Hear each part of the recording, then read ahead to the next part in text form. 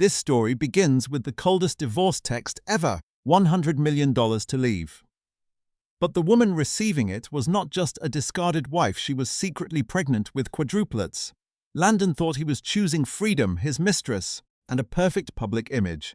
Instead, he funded Ava Escape, her children's futures, and the empire that would destroy him. From viral comics to a brutal custody battle, from billionaire arrogance to total downfall, Ava turned betrayal into power and made her ex nothing more than a generous stranger. When Alina realized she was having quadruplets, she scrambled to call her husband. Then, his text hit $10 million for a divorce. A year later, at a press event, she smirked. "I have to thank my ex for the $10 million seed money." Marcus Thorne nearly choked. With 4 babies confirmed, she panicked. How could she do this alone? Then, a text from Marcus lit up her phone. $10 million for a divorce. Alina's eyes widened. She typed back instantly, fingers flying across the glass. "My God, an offer this good and you tell me now?" Marcus was stunned. He dialed instantly. When she picked up, his anger crackled through the line. Every word sounded like a threat. "Alina, what is this? Why aren't you crying? Why aren't you begging? Is 10 million not enough?" Alina pulled the phone away. She refused to disturb the 4 tiny lives sleeping in her womb. Afternoon sun streamed through her penthouse, painting stripes on the floor. Dust motes danced in the light, making everything feel surreal. She took a breath, slowing her speech. "Mr. Thorne, this is business, not a romance novel. Wire the money now. Don't waste my time." Her calm rattled him. He started spewing insults, voice raw. "What game are you playing? You will regret this. You are nothing without me. You think you can do better." Alina laughed, a genuine sound. She remembered 3 years of marriage, how Marcus gave her a measly $2,000 a month, while buying his mistress a multi-million-dollar estate. She remembered his mother, forcing her to drink bitter herbal sludge to prep her body for a pregnancy. Now 10 million and 4 babies free from his toxic family. Better than the lottery. The moment the money clears. "I disappear," she said coolly. "Oh, and I never loved you." She hung up. Her phone buzzed. Marcus was calling again. Alina answered and hit record. Marcus's rage was palpable. "Alina, what is your problem? 10 million? And you are this calm? Are you messing with me?" She rubbed her belly. "Marcus, I know what I am doing. This is a deal, we agreed. Fulfill your end." His voice rose. "Don't think you can take the money and live happily ever after. You will crawl back." A smirk played on her lips. "You overestimate yourself." "I am done." His voice trembled with fury. "You will regret this." "No," she chuckled softly. "I won't, but you will. You will regret losing a wife like me. My only regret is that 3 years ago, I was foolish enough to think marrying into your family meant a stable life. I just jumped from one fire into another." Kept shouting, but she cut him off with icy calm. "Thanks for the concern, but I am about to be a multi-millionaire. Who needs a man's silence?" She pictured his face twisted in disbelief. He expected her to plead. He had miscalculated. Ding. A notification broke the silence. She opened it. "Bank wire transfer of $10 million credited to your account." She checked her balance. The previous total was just $2,000, her entire savings from 3 years of marriage. It felt like a cosmic joke. She hung up and blocked Marcus, his social media, and every way to reach her. The world went quiet. She dialed a number. "Sarah, it is on." "Holy crap, Alina. He actually did it." Her best friend shrieked. 10 million, Alina confirmed. Walking into the master suite, she opened her packed suitcase. No jewellery, no designer bags, just loose clothes, medical records, and a book she had illustrated before marrying the prince of a lonely planet. Everything here belonged to the Thornes. She wanted none of it. She paced the living room, which felt like a sterile hotel, not a home. Every corner held a cold memory. Her mother-in-law, Beatrice Thorne, came to mind, holding a bowl of foul liquid. "Elena, dear," Beatrice had said, dripping with condescension. "The family line depends on you. This is an old recipe. Drink it hot, and you will give us a son." The tonic was bitter. It made her sick, but Beatrice did not care. She made the housekeeper brew more until Elena choked it down, and Marcus stood by, arms crossed, with that same detached arrogance. "My mother means well, Elena. Just drink it means well." 5 words that erased all her humiliation. She looked down at the diamond on her left hand. Marcus placed it there on their wedding day, a symbol of her status. Now, it felt as cold as the man who gave it to her. Her knuckles turned white as she twisted the ring off her finger. She walked to the massive aquarium in the living room. Flick of her wrist, the diamond traced an arc and vanished into the coral. Her marriage was buried. A car horn honked. Sarah was here. Elena took one last look at the gilded cage she had lived in for 3 years. No nostalgia, just relief. She caressed her swelling belly, where 4 lives her entire future were growing. "Babies," she whispered. "Mummy is taking you to a new life." She turned and walked out the door without a second glance. Downstairs, Sarah hugged her. "You are free. Let me see that text." Elena handed over the phone. Sarah's eyes went wide at the string of zeros, and she squealed. As they drove away, Elena looked back at the glass building shrinking in the night. A real smile reached her eyes. "Marcus," she thought, "you think you dumped a burden. You have no idea what a treasure you lost. You just gave up the future of your dynasty. The moment I got that money you lost." Marcus probably assumed she would be hiding and crying, or blowing it on a spree. So, he felt free to throw a lavish party for his true love, Clara Vance. Guests whispered. "They say this celebrates Clara winning a festival award, but he is really paving her way to the list." "Exactly," another chimed in. "I heard he is about to propose." Elena scrolled past the article from her first-class seat to Santa Barbara. The headline glared. "Tech CEO spares no expense for Hollywood starlet. Engagement imminent." The photo showed Marcus with his arm around Clara, both raising champagne, faces glowing with triumph. Clara wore a diamond necklace. Elena recognized it from an auction catalogue. It was worth $5 million. She smiled. The $10 million Marcus gave her seemed like a lot, but compared to his spending on Clara, what was it? The irony was that he insisted on a $2,000 allowance for her, claiming it kept her frugal. A flight attendant approached. "Miss Hayes, we land shortly. Your private car is waiting." "Thank you," Elena replied. That is right. She was using his money to book the best service money could buy. Was driven to an exclusive private maternity hospital in Santa Barbara. The facility was quiet and impeccable. The head physician, Dr. Julian Croft, was a specialist she recruited through a high-end headhunter. He looked up from her file, his smile warm.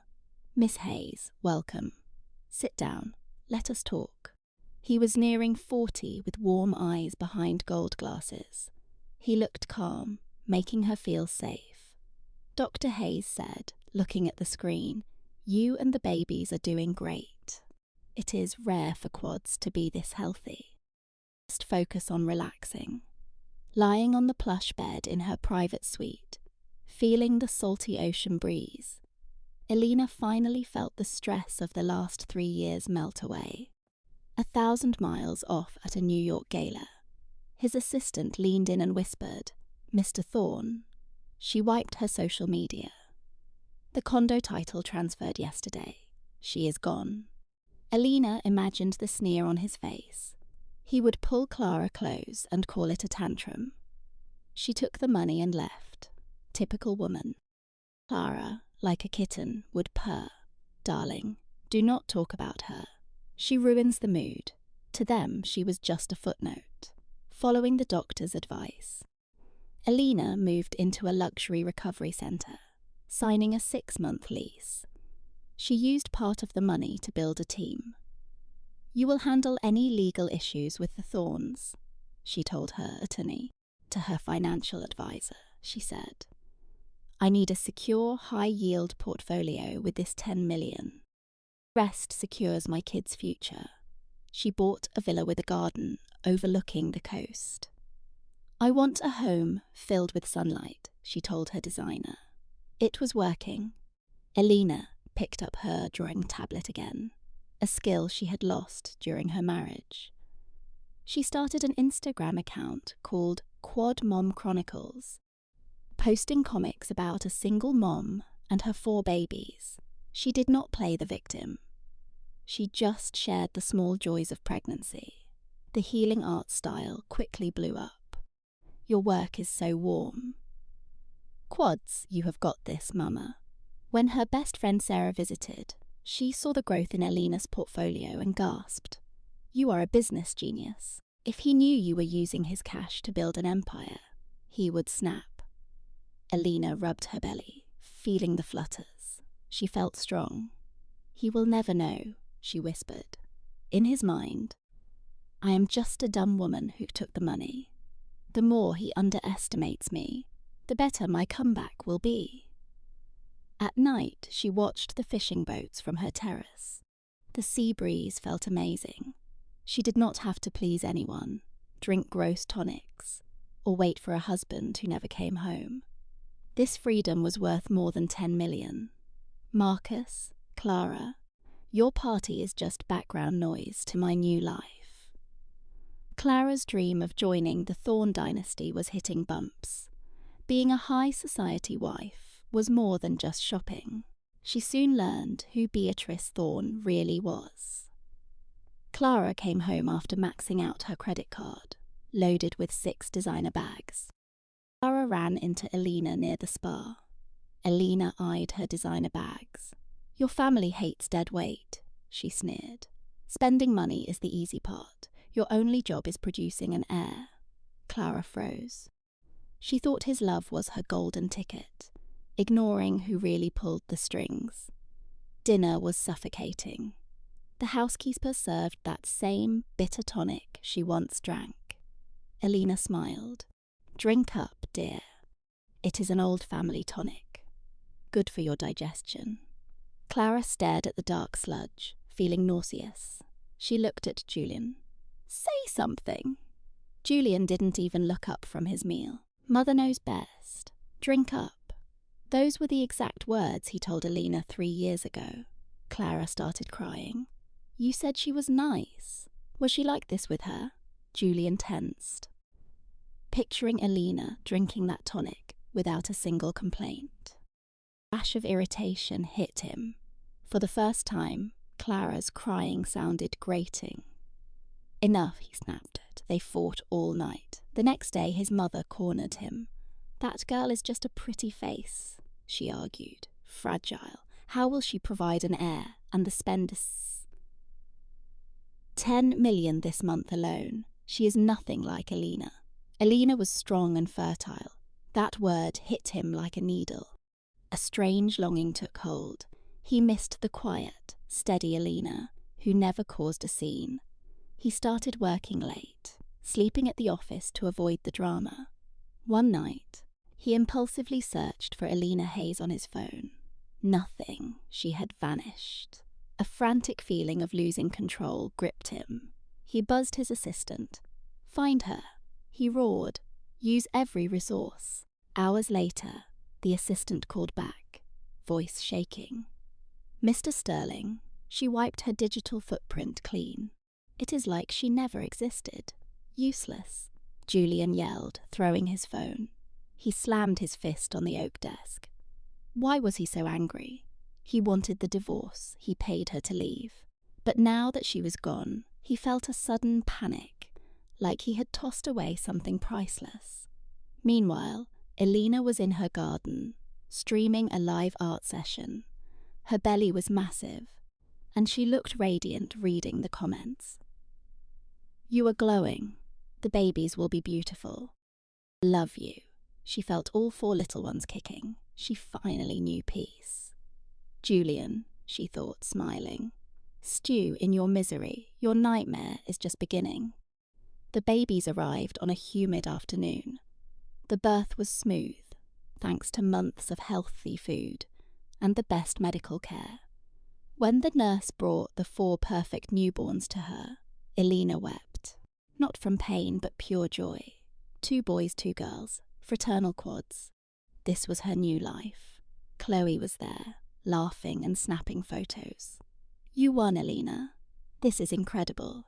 She picked 9 photos, the babies in bassinets, herself holding one, and their tiny feet, and posted them to her private feed. "Congrats to my bestie on the 4 little miracles." Single wealthy mom life is peak. She was careful to block anyone tied to the Sterlings. But she missed one person, a mutual friend who did not know they had divorced. Friend saw the post. Quads. He quickly screenshotted it and sent it to a group of New York socialites. "Look at this. Talk about a genetic lottery." By sheer luck, Clara was in that group, showing off a watch Julian had just bought her. The photo popped up. Her smile vanished. She knew that woman, it was Elena. And in the background, 4 bassinets. "Quads," Clara whispered. Her hand shook. At that moment, Julian was on a global board call. Missentence when Sarah burst in pale. "Julian, look at this." She shoved her phone toward him. Irritated, Julian scowled. "Can you not see I am in a meeting?" He glanced at the screen, and his world stopped. It was Elena, smiling with a newborn, a genuine look he had never seen before. Beside her sat 4 bassinets, quadruplets. Julian lunged up, knocking over his water and soaking his files. "Meeting adjourned," he snapped, ignoring the shocked directors. He grabbed Sarah's phone, fingers trembling as he zoomed in. A timestamp from yesterday, a location tag. Santa Barbara Cottage Hospital.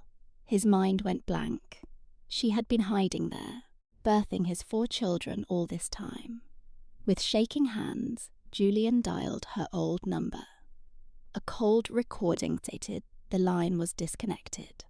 He hurled the phone at the wall. Grabbing the office line, he roared at his assistant. "Get me every detail on Elena Hayes at Santa Barbara now." He paced like a caged lion, finally understanding her final words. "I never loved you," were not just anger. They were a warning. She had taken his money to secretly raise his 4 heirs, leaving him completely out of the picture. It was a crushing blow to his ego. Sarah watched from the corner, a chill running down her spine. The divide between him and Elena had become an unbridgeable chasm. Julian was on a private jet to California before dawn, told no one but his mother. When Margaret Sterling heard about her 4 new grandchildren, she nearly collapsed. One moment she was bragging about her famous daughter-in-law. The next she was wailing and rushing to the airport. They descended on the city like a storm. At the hospital they found the records.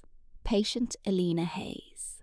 4 newborns, 2 boys and 2 girls. Health excellent. Julian stared at the names. Names he had no part in choosing. His heart felt crushed. "Where is she?" he demanded, grabbing a nurse. The terrified nurse stammered that Elena was a private patient and had already been discharged. Margaret shrieked, her voice echoing through the halls. "She stole my grandchildren. If you do not tell me where they are, I will tear this place to the ground." The Sterling matriarch then collapsed onto the marble floor, wailing like a common brawler. "Is there no justice? She stole my legacy, and that $100 million settlement. She is nothing but a con artist. The crowd gathered, phones recording every second. The hashtag started trending instantly: billionaire meltdown, stolen heirs, and the missing millions. Julian felt his face burn with shame. Mother, have you no dignity? The corporate public relations team was already in crisis mode. Elena sat in her villa nursery, feeding a baby while the news played on the wall. Watching Margaret's pathetic display, she smirked. This was only the beginning. Her doctor walked in, saw the screen, and frowned. They will find you here soon. You ready? Elena placed the baby down, a confident smile on her face. I have been waiting for them. Julian was throwing his massive wealth at the city, desperate to find his ex-wife. Local gossip said the New York CEO had finally snapped. He was furious, trapped, and completely impotent. For all his billions, he could not seize his own children. He was haunted by that photo of Elena. That smile was a blade slicing through his pride. I regret everything, he muttered. He did not realize he was no longer playing his own game. He was just a pawn, and she was setting the rules. It did not take long to track her down.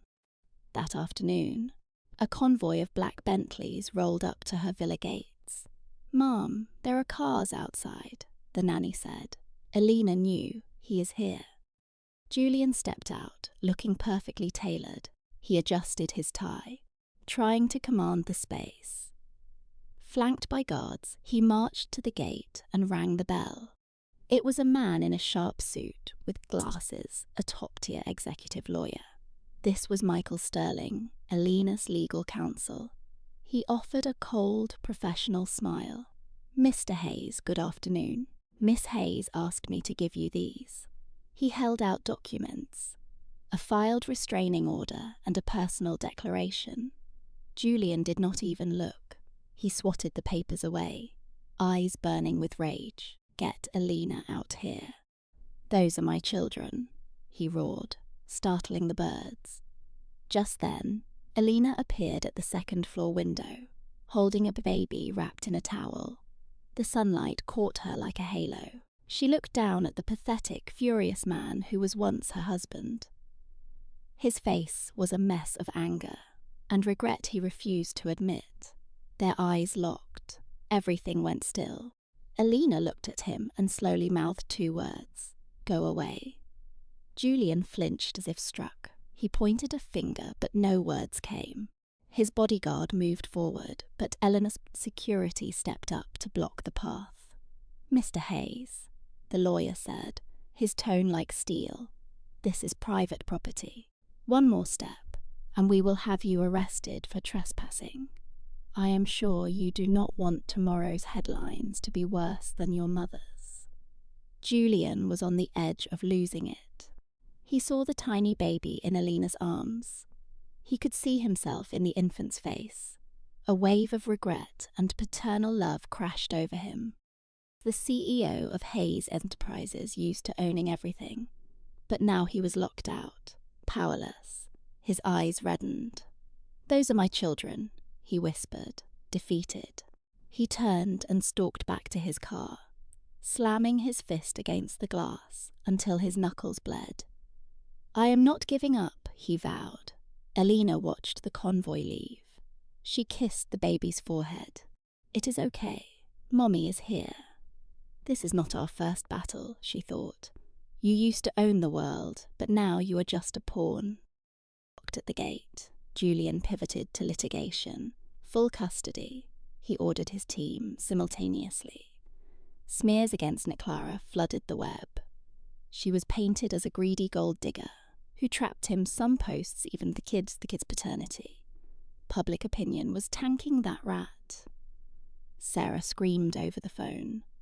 "He is shameless. We have to fight, Clara." "Oh, I will," Clara replied. "He thinks money writes the truth." He forgot. "I have money now too." She mobilized her public relations squad. "Release a statement," she told her attorney, and attached the record of that $100 million wire. The message was clear. They were divorced by mutual agreement, and she had been paid to leave. She was not a scorned woman. She was a businesswoman. Phase 2. Maya whispered. Her webcomic Married Life needed a total rebrand. She spent days pouring raw rage into every single panel. It started with a hopeful bride dreaming of bliss, then the daily grind of choking down bitter tonics. The caption read, I was told, "This is how a wife behaves." There's a screenshot of her measly $3,000 monthly allowance. He called it frugal. A bank alert flashed on her phone, $100 million wire. She touched her belly, smiling at the screen. The note read, "Thanks. Now I can afford my babies." It was a cold, calculated, and brutal checkmate. It went viral overnight. Millions against a few thousand. The public turned. His reputation disintegrated as the world branded him a villain. His mistress was hounded. Shares of his firm tanked, burning through billions. His board was livid. "Fix this," they barked. "You are ruining us." Julian was trapped. He never guessed his quiet wife was this sharp. Clara was thriving. Her social media engagement exploded. Studio offers arrived daily. She had evolved from a trophy wife into a media mogul. "I used your money to win," she mused while reviewing contracts. His mistress started to panic. Julian was her only security, and it was failing. Foolishly, she sought Clara out at the estate. Clara sat in the garden, watching her babies in their pram. The mistress marched over, shaking with rage. "Listen," she snapped, removing her sunglasses. "We need to talk." Clara didn't even look up. "I have nothing to say to you." The woman slammed a check down. "Take 50 million. Vanish. As for the kids," she smirked. "Them to me. Your final duty." Clara laughed, unimpressed. 50 million, did you forget? I have 100 million. Why would I want your spare change? The woman stammered. "Don't be smug. Julian loves me," she hissed. "You were just a vessel. He only wants those 4 little heirs." The words stung. Clara stood, eyes cold. "Watch it. My children are my life." The woman had always been broken by her infertility. Snapping, she shrieked and lunged, not at Clara, but at the carriage. "I will take them." Clara's heart stopped. She dove in front, shielding them. The woman tripped and sprawled onto the path. Suddenly, a figure blurred through the gate. It was Julian. He must have followed her. Clara expected him to help his lover, but he froze. To everyone's surprise, he ignored her. He lunged, wrapping his arms around Clara and the carriage, using his body as a shield. Time stood still. The mistress lay on the ground, stunned. "Julian, you protected her?" she cried. Julian looked shaken by his own reflex. The scent of Clara's perfume hit him. Holding her felt right. It was pure, raw instinct, a primal urge to protect. Clara shoved him away. "Get off me." She turned to the weeping woman. "Show is over. Leave." Her security arrived and marched the hysterical woman off the property. Julian stared at Clara's cold, unforgiving face. He tried to speak, but she didn't even look his way. He felt completely hollow. Instinct had earned him only contempt. Too late, Julian, Clara thought. For the others, this was the end for her, just another win. The custody hearing was a circus. Julian's high-priced lawyers painted him as a loving father wronged by an ex. He can provide them with every luxury, they argued. Clara remained calm. Her lawyer simply played a recording. His mother's voice filled the room. "Drink this. You need to give us an heir." The gallery gasped. Then came the bank records. She had nothing, while he had funneled millions into his mistress' accounts. It was pure financial abuse. Julian went pale. Their expert, Dr. Croft, took the stand. He explained that infants thrive on peace and love. A happy, independent mother is superior to a toxic home. The testimony was lethal. The judge's ruling was swift. The children would remain with their mother. Full legal custody went to Clara. Julian was granted limited visits. He slumped, utterly defeated. Outside, he looked like a ghost. When his mother saw Clara emerge with the baby, she shrieked, charging the press. Cameras flashed, capturing the humiliating downfall. Clara didn't even look at her. She walked to her car, head held high. Soon, she was on the cover of Verve magazine, from trophy wife to tycoon. The photo showed her in a chic white suit with her 4 babies. In the interview, she spoke as a survivor. "Every woman has the power to write her own story," she said. The world listened. She launched a creative studio supporting women in the arts. She also started a foundation in her children's names to help single mothers. Life truly began after she left him. Friend Sarah's warning stuck. "A man like that, no mercy. If you don't break him, he will destroy you." She was right. As long as he ran the firm, he was a threat. It was time to destroy the life she had been hiding. She remembered the files he left out. She copied documents proving his illegal schemes, using company cash for his mistress, and hidden offshore accounts. "My insurance policy," she whispered. "I was scared of being broke. But this became a weapon." She mailed anonymous tips to the board and federal regulators. The collapse was instant. Agents swarmed the offices. He was suspended. His accounts were frozen, and he faced a massive investigation. His fair-weather friends vanished. Once she knew he was finished, the mistress emptied his accounts and fled the country. Within 30 days, he went from a tycoon to an outcast. He tried to reach Clara, begging for a meeting. Her answer was simple. No. The lawyer had one final message. "He knows you planned your escape from day one." As the lawyer spoke, Clara was in the nursery reading to her children. "Is the story called Mommy?" one asked. "The New World of the Little Prince," she answered.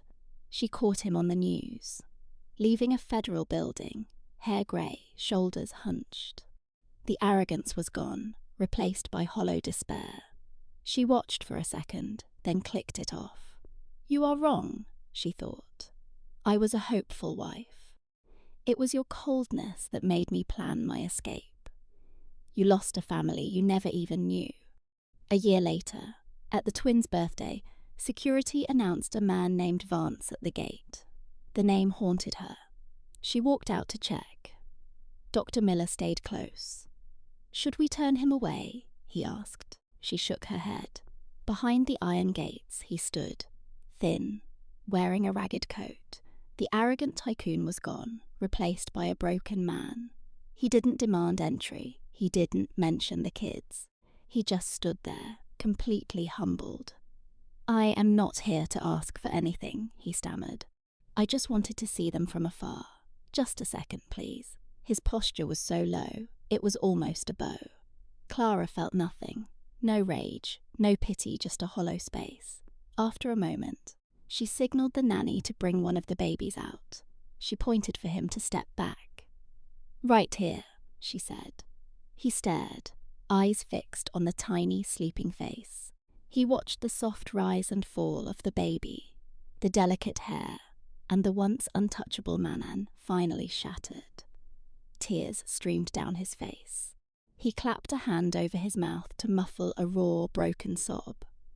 "I am sorry," he choked out.